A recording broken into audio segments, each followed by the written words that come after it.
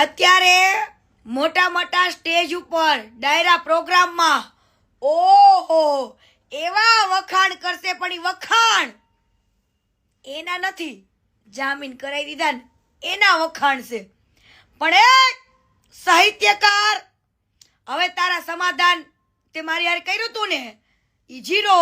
મેં તને કીધું તું ને કે તું એવું કંઈક કરીશ તો સમાધાન હું ભૂલી જઈશ, બાકી તને હસતા હસતા જવા દીધો તો.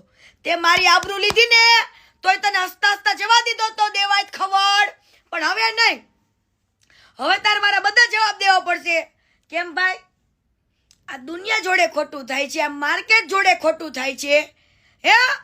અને તારા જેને જામીન કરાવ્યા એને તું સ્ટેજ ઉપર વાવા કરેશ હે, એના માટે થઈને તું મારી પાસે 50 લાખની ઓફર લઈને આવેશ.